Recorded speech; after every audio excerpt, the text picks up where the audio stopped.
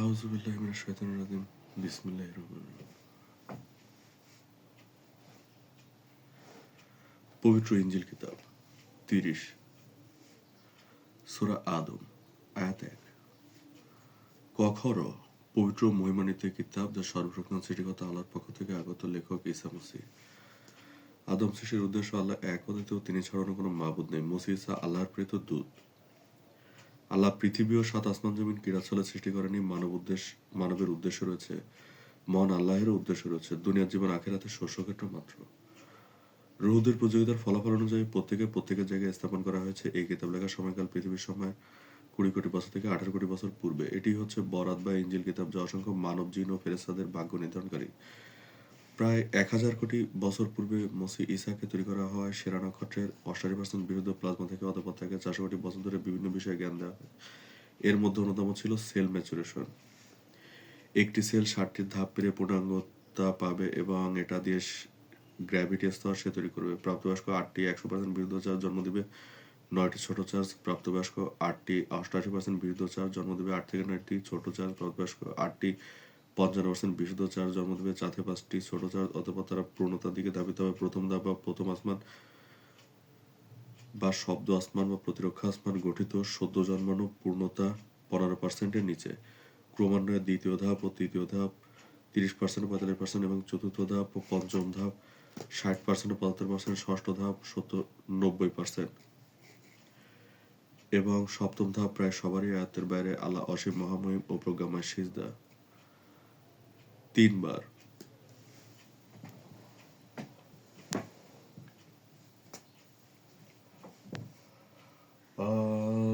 আল্লাহু আকবার।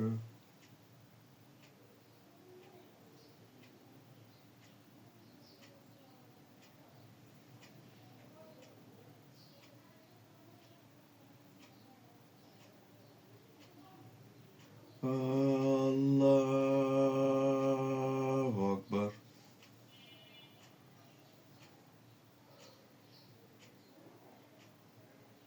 আল্লাহু আকবার।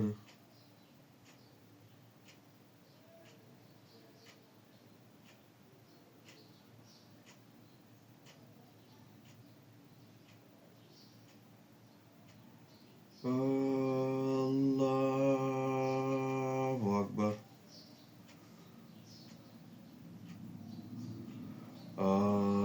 আল্লাহু আকবার।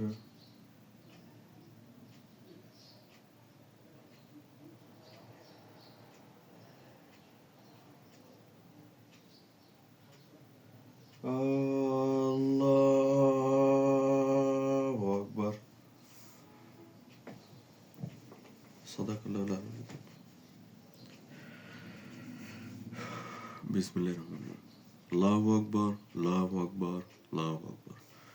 প্রায় 300 কোটি বছর পূর্বে আল্লাহর নির্দেশে মসিহ ঈসা সিরাত নদীর ডান শাখার তলদেশে জেরুজালেম তৈরি শুরু করেন। আজরাইল বা পূর্ব 350 কোটি বছর পূর্বে মৃত্যুবরণ করে এবং ঈসা মসিহকে শর্ত সাপেক্ষে তাকে জীবিত করা হয়। 61 কোটি বছরে সে আরশের দায়িত্বপ্রাপ্ত হয়।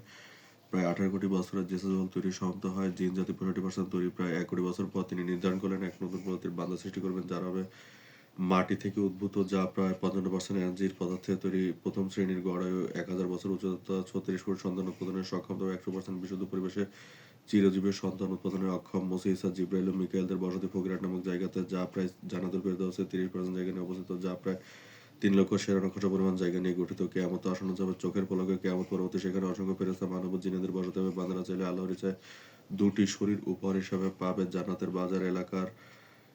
বাজার এলাকায় অনেকের আনাগোনা ছিল। বিভিন্ন কর্মকাণ্ডে সেখানে অসংখ্য বান্দারা হাজির হতো আল্লাহের সান্নিধ্য লাভের আশায়। এমন একদিনে আল্লাহ জমায়েত সমস্ত বান্দাদেরকে জানালেন তিনি মানুষ নামক এক জাতি সৃষ্টি করতে চান। এ ব্যাপারে সেখানে সকলে আনন্দিত হলো। সদ্য জন্মানো জিন জাতির ইবলিস খুশি হতে পারল না। ততদিনে তার হাবিয়ার সাথে বিবাহ সম্পন্ন হয়েছে। সে তাকে মেয়েলিভাবে বিভ্রান্ত করতে লাগলো। এ ব্যাপারে আল্লাহ তার বান্দাদেরকে জানালেন, এ উদ্দেশ্যে পৃথিবী থেকে মাটি আনয়ন করতে হবে, যা অবশ্যই মানুষ তৈরির উপযুক্ত হতে হবে। রাজি হলো জিবরাইল এবং ব্যর্থকাম হইল। অতঃপর মিকাইল এবং পূর্ব ও ব্যর্থকাম হইল। প্রায় 20 কোটি বছর পূর্বে মসিহ ঈসা পৃথিবীতে আগমন করলেন এবং এক মুঠো মাটি তুললেন যা ভেজা পলি মাটি এবং তা আল্লাহর কাছে জমা দিলেন। অতঃপর আল্লাহ তাকে জানালেন যে তাকে পৃথিবীতে পাঠানো হবে পূর্ব শর্ত অনুযায়ী এবং সবিস্তারে ক্রমান্বয়ে জানালেন ইনজিল কিতাবের মাধ্যমে। অতএব তোমরা তোমাদের পালনকর্তা কোন কোন অবদানকে অস্বীকার করবে?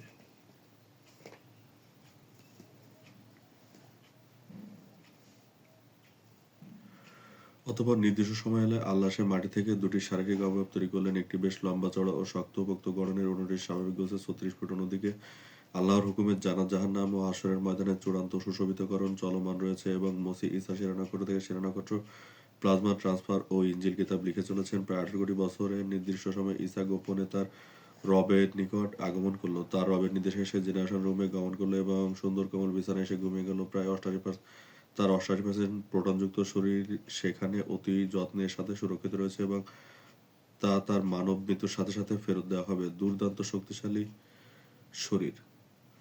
অতঃপর আল্লাহ ঈসার রুহু ফেরেশতাদের দেহ থেকে মানব দেহে স্থানান্তর করলেন এবং সেখানে নির্দিষ্ট কাল আগমন পর্যন্ত সংরক্ষণ করলেন। অন্যদিকে রহমান নক্ষত্র অত্যাধিক নিচে নেমে আসার কারণে জিব্রাইল, মিকাইল ও রাকিন সহ অন্যরা পরিকল্পনা অনুযায়ী নির্দিষ্ট দূরত্বে নির্দিষ্ট ছায়া জায়গাতে সরে যেতে শুরু করলো। ঠিক এমনই সময় হাজারে আসওয়াদ ঈসাবন্দি নিজ চোখে জেনারেশন রুমে ঘুমন্ত ঈসাকে পর্যবেক্ষণ করতে এলো। তার অবাধ্যতার দরুন সেও সেখানে সংজ্ঞাহীন হয়ে পড়ে রইল। তার শরীরও সংরক্ষণ করা হয়েছে মসিহ ঈসার পাশে জেনারেশন রুমে। তার শরীরের একাংশ বুকের ডান পাশ থেকে নেয়া পাথর করে পৃথিবীতে নামিয়ে দেওয়া হয়েছে, যা আজ হাজিদের জন্য নিদর্শন স্বরূপ। অতঃপর আল্লাহ আদমের দেহে নির্দিষ্ট রূহ ফুঁকে দিলেন নির্ধারিত সময় এবং আদম সাথে সাথে চোখ মেলে তাকালো ও বলল, আল্লাহু আকবার। সে বসে থাকা অবস্থায় তার পাশে ঘুমন্ত ঈসা মসিহের মাটির শরীরটাকে দেখতে পেত, অত্যন্ত সুরক্ষিত, দুর্দান্ত, সুদর্শন অবস্থায়। স্মরণ করো, মুহাম্মদকে আমি মসিহ ঈসার শরীরের দর্শন দিয়েছিলাম, যা ছিল চতুর্থ আসমানে অবস্থিত লাহে মাহফুজে সুরক্ষিত অবস্থায় যত্নবান প্রহরী দ্বারা নিয়ন্ত্রিত। আদমের বংশধর মুহাম্মদ শেষ নবী। অতঃপর আল্লাহ তাকে বলল, ওঠো। সে তৎক্ষণাৎ উঠে দাঁড়ালো এবং আল্লাহ তাকে জানালেন ঘুমন্ত শরীর ঈসা মসিহের, তাকে তোমার বংশধরদের মধ্যে থেকে পাঠানো হবে। অতঃপর আল্লাহ আদমকে নিয়ে বাজারের সভাস্থলে হাজির হলেন এবং সেখানে জান্নাতের অসংখ্য ফেরেশতারা উপস্থিত ছিল। এছাড়া রাকি নগর থেকে তৈরি 21 কোটি বছরের জিন দম্পতি ইবলিস আবিয়া উপস্থিত ছিল। মসিহ মানে আরশে বেড়াতে ভাই আল্লাহ আদমকে সবার সাথে পরিচয় করালেন, বললেন, ইনি আদম, মাটি থেকে তৈরি ও বিচার বুদ্ধিযুক্ত প্রথম শ্রেণীর মানব প্রজাতি আদম। সেখানে উপস্থিত সবার উদ্দেশ্যে সালাম দিলেন। অতঃপর আল্লাহ সেখানে সবাইকে আদমকে সিজদা করতে বললেন। সেখানে উপস্থিত সবাই তা করলে শুধু ইবলিস হাবিয়া বাদে। আল্লাহ তাদেরকে জিজ্ঞাসা করলেন, হে ইবলিস, তোমার কি এমন হয়েছে যে তুমি আদমকে সিজদা করলে না, আমার আদেশ অমান্য করলে? ইবলিস ঔদ্ধত্য প্রকাশ করলো এবং বলল, হে আল্লাহ, আমি আগুনের তৈরি, আদম মাটির তৈরি, আমি আদমের থেকেও উত্তম ও শক্তিশালী। তাহলে আমি কেন আপনাকে সিজদা আমি কেন আদমকে সিজদা করতে যাব? আল্লাহ বলেন, হে ইবলিস, আজ থেকে তুমি অভিশপ্ত, অহংকারী, আজ তোমারই এই অভিশাপের কারণ। দূর হও আমার সামনে থেকে। আল্লাহ আদমকে জান্নাতুল ফেরদাউসের নির্দিষ্ট জায়গাতে থাকতে দিলেন এবং ইবলিস ও হাবিয়ার জায়গা হলো কারার নামক সুরক্ষিত জায়গাতে। প্রায় 9 কোটি বছরে আল্লাহ আদমের বুকের বাম পাশের অংশ থেকে তার সঙ্গীরূপী হাওয়াকে সৃষ্টি করলেন এবং জান্নাতে তাদেরও বিবাহ সম্পন্ন করলেন। অতঃপর তারা জান্নাতে সুন্দর সময় অতিবাহিত করতে লাগলো। আল্লাহ বলেন, হে আদম, তোমরা জান্নাতে যা খুশি আর করতে পারো, তবে ভুলেও এই বৃক্ষের নিকটবর্তী হয়ে না। এটা হলো জাকুম ফল, যা জাহান্নামীদের আহার। আদম হার সেভাবেই তাদের জীবনযাপন করতে লাগলো। সেখানে ইতিপূর্বে ফেরেশতাদের বসবাসের সুস্পষ্ট ও অস্পষ্ট নিদর্শ চিহ্ন ছিল। প্রায় 9 কোটি বছর অতিবাহিত হওয়ার পর ইবলিস দম্পতি কর্তৃক আদম দম্পতি বিভ্রান্ত হয়ে আদম হাওয়া জাকুম ভক্ষণ করলেন এবং সাথে সাথে তাদের দুজনের পেটে পীড়া অনুভূত হলো ও দুর্গন্ধযুক্ত মলমূত্র থেকে জান্নাত অপবিত্র হয়ে গেল। তারা নিজেদেরকে দীক্ষা দিতে লাগলো, তাদের জান্নাতি পোশাক খুলে গেল এবং তারা তাদের অপরাধ সম্পর্কে বুঝতে পারলো। ইবলিস তাদের সাথে শয়তানি করেছে এবং বস্তুতপক্ষে সে শয়তান হয়ে গেছে এবং তারা উভয়ে বোকা হয়ে গেছে। অতঃপর প্রহরী ফেরেশতারা আদম হাওয়াকে পাকড়াও করে আল্লাহের সামনে উপস্থিত করলেন। তারা সেখানে ইতিপূর্বেই ফেরেশতাদের কর্তৃক পাকড়াও হাবিয়া ইবলিসকে নতজানু অবস্থায় দেখতে পেলে বস্তুতপক্ষে তারা চারজনই ছিল অপরাধী। তারা এমন এক জালেম যারা তাদের নিজেদের প্রতি জুলুম করেছে। তাদের প্রত্যেকের জন্য নির্ধারিত ফয়সালা পৃথিবী। আল্লাহ বলেন, হে আদম, আমি কি তোমাকে বলিনি যে ওই বৃক্ষের নিকটবর্তী হয় না? তারপরও কেন তুমি অবাধ্যতা করলে? তোমাদের অবাধ্যতার দরুন এখন তোমরা দুই দল পৃথিবীতে নেমে যাও। এবং মুহূর্তে তারা প্রত্যেকে সংজ্ঞাহীন হয়ে পড়লো। তাদের সংজ্ঞাহীন দেহগুলোকে রকি ফেরেশতা জিবরিল মিকাইল সমন্বয়ে পৃথিবীতে নামিয়ে দেওয়া হয়। প্রায় 15 লক্ষ বছর পূর্বে আদমকে শ্রীলঙ্কাতে, হাওয়াকে আরবে নামিয়ে দেওয়া হয়। একই সময় ইবলিস হাবিয়াকে অ্যান্টার্কটিকাতে নামিয়ে দেওয়া হয়। এরাই হলো মানুষ প্রজাতি ও জিন প্রজাতির আদি। তারা প্রত্যেকেই জাগ্রত হওয়ার পর অনুতপ্ত হয়ে ও অনুশোচনা বোধ নিয়ে আল্লাহর নিকট ক্ষমা যেতে লাগলো। তখনকার পৃথিবীতে পানির পরিমাণ বেশ অনেক বেশি ছিল। পৃথিবীর খুব অল্প জমিনই পানির উপরে মাথা তুলে দাঁড়াচ্ছিল। আরব ছিল বিল, সিন্ধু সিরাত ছিল সমুদ্রের মতো, অনেক মরুভূমি ছিল জলাধার যেমন ইরান, চায়না। পৃথিবীর মৃত্তিকা ছিল অত্যন্ত উর্বর, ঘন জঙ্গল, ঝোপঝাড়, বৃহৎ গাছগাছালি, পাখি, জীবজন্তু ও বিভিন্ন পোকামাকড়, যা বর্তমান সময়ের প্রায় 6 গুণ। শুধুমাত্র ব্যতিক্রম পর্বত। আদম, হাওয়া ও ইবলিস হাবিয়াকে বস্ত্র পরিধ অবস্থায় নামিয়ে দেওয়া হয়েছিল। তারা আহার করত ফলমূল ও পশুপাখি শিকার করে তাদেরকে জীবন ধারণের শিক্ষা দেওয়া হয়েছিল। তারা দিনের বেলাতে আহারের সন্ধানে ব্যস্ত থাকতো, রাতের বেলাতে নিভৃত তাদের রবকে স্মরণ করত। ক্ষমা লাভের আশায় আদম প্রায় 180 বছর ধরে লাগাতার আদম পাহাড়ে ইবাদত করতে লাগলো। চূড়াতে এক পায়ে দাঁড়ায়, কখনো হাত জোড়, কখনো কানে হাত ও কখনো চোখের পানি ফেলে এক মনে নেক নিয়তে অনুশোচনা বোধ নিয়ে তার রবের নিকট প্রার্থনা করত। বস্তুত তার মনে হয়েছিল জান্নাতের জীবন অনেক সুন্দর ছিল, আর তার পারিশ্রমিক হচ্ছে দুনিয়ার জীবনের কর্মফল। তা অর্জন করতে হবে দুনিয়ার পরীক্ষার ক্ষেত্র দিয়ে। আমাদের আগমন জানা থেকে আমাদের গন্তব্য জানাতে। অতঃপর সে দোয়া করল, হে আল্লাহ, আপনি মহান সৃষ্টিকর্তা, পালনকর্তা, রিজিকদাতা, ক্ষমাশীল, দয়ালু, অভিভাবক ও নিয়ন্ত্রক। আপনি আমাকে ক্ষমা করুন। আপনি পথ না দেখালে আমি পথভ্রষ্টদের অন্তর্ভুক্ত হব। অতঃপর আল্লাহ তার ডাকে সাড়া দিলেন ও ক্ষমা করলেন এবং তাকে বলেন, হে আদম, তুমি ও অভিশপ্ত জিন কিছুকাল একে অপরের শত্রুরূপে দুনিয়াতে অবস্থান করো। অতঃপর তোমাদের জন্য নির্ধারিত সময় আমি তোমাদের তুলে নিব। দুনিয়া হচ্ছে তোমাদের জন্য শস্যক্ষেত্র স্বরূপ, আখিরাত হলো চিরস্থায়ী। তোমাদের সন্তানদের মধ্যে যারা দুনিয়াতে ভালো কাজ করবে তাদের অবস্থান হবে জান্নাতে, আর যারা খারাপ কাজ করবে তাদের অবস্থান হবে জাহান্নামে। অভিশপ্ত শয়তান তোমাদেরকে বিভ্রান্ত করবে, কিন্তু নিয়মিত বিরোধিতা আমি তোমাদের কাছে বার্তাবাহক পাঠাতে থাকবো, যারা হবে তোমাদের সন্তানদের মধ্য থেকে এবং অন্যতম নবী রাসূলগণ। যারা তাদের কথা মতো জীবনযাপন করবে তারাই সফলকাম হবে। তবে মানুষ খুব অল্পই মনে রাখে, তাদের ধৈর্য নিতান্তই কম, এবং তারাই তাদের জান্নাত ও জাহান্নাম অর্জন করবে। এবং কিয়ামত তো আসন্ন, যা হবে চোখের পলকে। এদিন আর কারো কোনো ওজর আপত্তি গৃহীত হবে না এবং কবরের আযাব সুস্পষ্ট। পৃথিবীতে আগমনের প্রায় 180 বছর পর আদম শ্রীলঙ্কা হতে ইস্ট ইসরায়েলে আগমন করলো। সে দিনের বেলাতে হাওয়াকে খুঁজত এবং আহার করত, রাতে ইবাদত করত, এভাবেই জীবনযাপন করত। তাকে নিতান্ত কমই পরীক্ষার মুখোমুখি হতে হয়েছে। সে ইসাজ বাংলাদেশ এ আনুমানিক 100 বছর অবস্থান করলো এবং হিমালয়ে আরোহণ করলো। সে কলাগাছে ভেলা তৈরি করে সুবৃহৎ সিন্ধু নদ পার হয়ে পাকিস্তানের ইলিয়াস উপত্যকায় গমন করলো। সেখান থেকে ছোট ছোট ভাসমান পাহাড়ের ইরানে প্রবেশ করলো এবং সেখানে আনুমানিক 15 বছর অবস্থান করলো। সেখানে সে আল্লাহর কুদরতি ইশারায় হাওয়া বিবির কিছুটা আওয়াজ শুনতে পেল। মানবকুল নিতান্তই আল্লাহের কুদরত স্বীকার করে। অতঃপর সে সিরাত নদী পার হয়ে বিস্তীর্ণ আরবের বিলে প্রবেশ করলো। 5 থেকে 10 ফুট আরব বিল পার হয়ে ইসাস আরবের মক্কাতে বিবি হাওয়ার সাথে মিলিত হলেন আনুমানিক 300 বছর পর।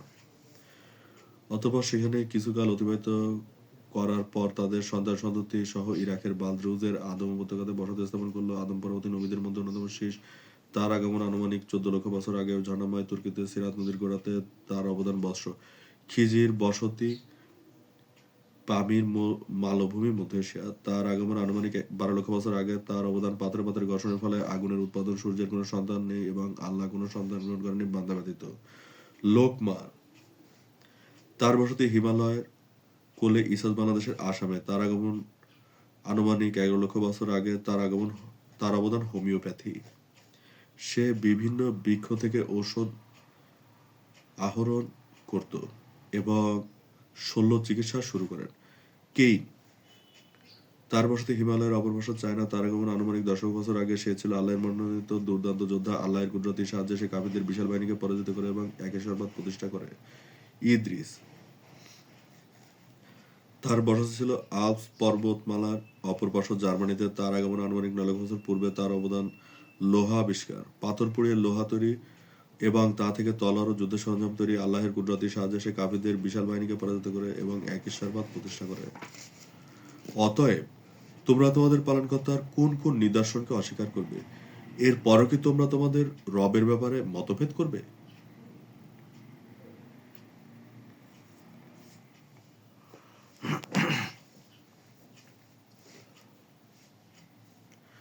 জালিমদের অবস্থান জাহান্নামে, যা তাদের মতো অসংখ্য বান্দাদের জন্য প্রস্তুত রাখা হয়েছে। সমস্ত পৃথিবীর মানব ও জিনও যদি অবাধ্য হয়ে যায়, তাতেও তোমাদের রবের কোনো ক্ষতি হবে না। হে ঈসা, লেখো তোমার প্রভুর নামে জাহান্নামীদের প্রতারণায় বিভ্রান্ত হয় না। নাকি তারা বলতো মানুষ না বরঞ্চ ফেরেশতা আনয়ন করো।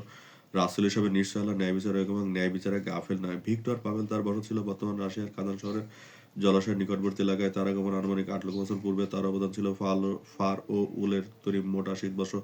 তার বসতি ধ্বংস হয় দীর্ঘায়িত শীতকাল ও তুষারপাতে, এবং সেখানে সে আগে পর্বত প্রতিষ্ঠা করল হিসকিল। তার বসতি ছিল আজ পর্বতমালার এ পাশটায়। ফ্রান্স তার আগমন আনুমানিক 7 বছর পূর্বে। ভারতীয় লোকেরা ছিল মূর্তি পূজারী। তার অবদান ছিল চাকা তৈরি। তার বসতি ধ্বংস হয় টানা 7 দিন 7 রাত ধরে ঘূর্ণিবায়ু এবং অবিরত প্রস্তরখণ্ডের বর্ষণের মধ্য দিয়ে।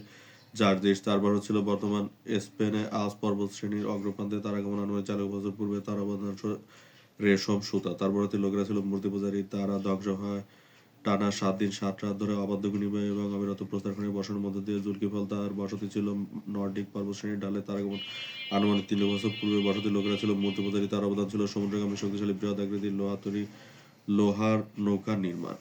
সেখানে সে আল্লাহের কুদরতি সাহায্যে কাফিরদের বিশাল বাহিনীকে পরাজিত করে এবং একেশ্বরবাদ প্রতিষ্ঠা করে। অতএব তোমরা তোমাদের পালনকর্তার কোন কোন নিদর্শনকে অস্বীকার করবে, যা ছড়িয়ে ছিটিয়ে রয়েছে তোমাদের চলার পথের দুপাশে, যদি তোমরা তা দেখতে ও অনুধাবন করতে? এনক তার বাড়ি ছিল বর্তমান আটলান্টিস এবং তাদেরকে আটলান্টিয়ান বলা হতো। তার আগমন ঘটে আনুমানিক 2 লক্ষ বছর পূর্বে। তাদের উচ্চতা ছিল প্রায় 12 ফুট এবং গড়াসকাল ছিল প্রায় 275 বছর। তাদের অবদান ছিল রসায়ন ও আধুনিক চিকিৎসা বিদ্যা। তারা ছিল মূর্তি পূজারী পথভ্রষ্ট জালেম সম্প্রদায়। তাদের ধ্বংস হয় হঠাৎ ভূমিকম্প, ভূমিধস ও বরফ আচ্ছাদনের মধ্য দিয়ে। হাম তারপর ছিল বর্তমান সোমালিয়ায় সমুদ্র তীরবর্তী তুলনামূলক উঁচু পাথুরে পাহাড়ি উপত্যকা। তার আগমন ঘটে আনুমানিক 2,50,000 বছর আগে। তাদের উচ্চতা ছিল গড়ে 12 ফুট এর মতো এবং গড়াসকাল ছিল 280 বছর। তারা ছিল নুহের বংশধর ও দরিদ্র। তারা ছিল মূর্তি পূজারী জালেম ও পথভ্রষ্ট সম্প্রদায়। তাদের ধ্বংস হয় পাতলা পায়খানা 7 দিন 7 রাত ধরে লাগাতার ঘূর্ণিবায়ুর সাথে অবিরাম প্রস্তর বর্ষণের সহিত সামুদ্রিক জলোচ্ছ্বাস। শাম তারপর ছিল বর্তমান মরক্কোতে শাম তারপর ছিল বর্তমান মরক্কোতে সমুদ্র তীরবর্তী তুলনামূলক উঁচু পাথুরে পাহাড়ি উপত্যকা, তুলনামূলক শীতল ও উন্নত নুয়ের বংশধরদের মধ্যে অন্যতম। তার আগমন ঘটে আনুমানিক 2 লক্ষ বছর আগে। তাদের গড় উচ্চতা ছিল 11.5 ফুট এবং গড়াসকাল ছিল 250 বছর। তারা ছিল মূর্তি পূজারী জালেমের পথভ্রষ্ট সম্প্রদায়। তাদের ধ্বংস হয় গুটি বসন্ত 7 দিন 7 রাত ধরে লাগাতার ঘূর্ণিবায়ুর সাথে অবিরত প্রস্তর বর্ষণের সহিত সামুদ্রিক জলোচ্ছ্বাস। অতএব তোমরা তোমাদের পালনকর্তার কোন কোন নিদর্শনকে অস্বীকার করবে, যা ছুঁড়ে ছিটিয়ে রয়েছে পথে প্রান্তরে? নূহ তার আগমন 3 লক্ষ বছর পূর্বে। উচ্চতা 12 ফুট। সে তার সম্প্রদায়ের জন্য এক বৃহৎ পালতোলা কাঠের তৈরি করেছিল। হুদ তার আগমন 2 লক্ষ বছর পূর্বে। আজ জাতীয় উচ্চতা 11 ফিটের বেশি। তার সম্প্রদায়ের অবাধ্যতার দরুন আল্লাহ তাদেরকে ধ্বংস করেছেন।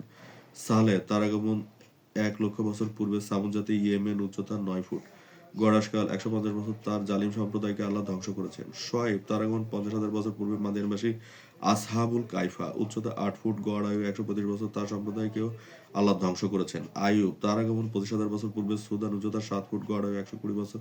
সে ধৈর্যশীলতার জন্য প্রসিদ্ধ ছিল। ইব্রাহিম তার আগমন 3000 বছর খ্রিস্টপূর্বতে। আবাসস্থান তুর্কি জেরুজালেম। আয়ুষ্কাল 110 বছর। মুসা আগমন 1500 খ্রিস্টপূর্ব। আবাসস্থল মিশর জেরুজালেম। আয়ুষ্কাল 100 বছর। সুলেমান আগমন 900 খ্রিস্টপূর্ব। আবাসস্থল ইসরায়েল।